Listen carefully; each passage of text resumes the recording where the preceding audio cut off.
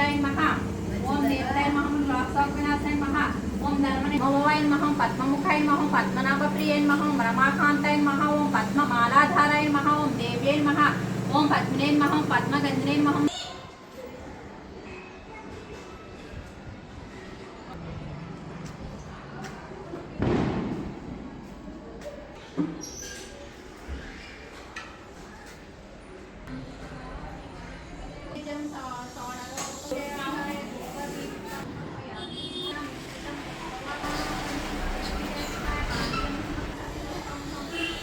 లక్ష్మీదేవతాయ నమః. నీరాజనం సమర్పయామి చ తాని తాని ప్రణశ్యంతి ప్రదక్షిణే అన్యదా శరణం నాస్తి త్వమేవ జనార్దని నమామి. అదనవసూత్రతో ఈ గ్రంథం పూజయామి.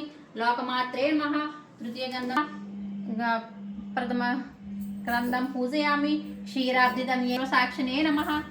చంద్ర చౌతారం కట్టుకోవడంలో బద్ధాన దక్షిణే హస్తే నవసూత్రం శుభప్రదం. పుత్ర పౌత్రాభివృద్ధ్యం చ సౌభాగ్యం దేమహే వేసి ఇంటిని శుభ్రం చేసుకోవాలను.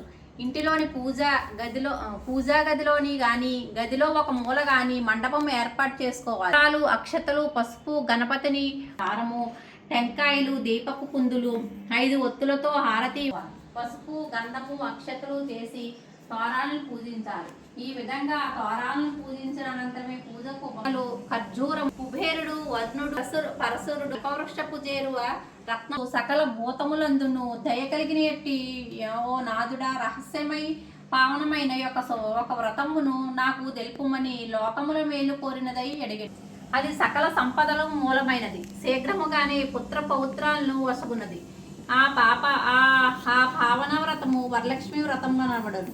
ఆ వ్రతము శ్రావణ మాసంబునందు పూర్ణిమకు ముందుగా వచ్చేటి శుక్రవారమున ఆచరించబడను.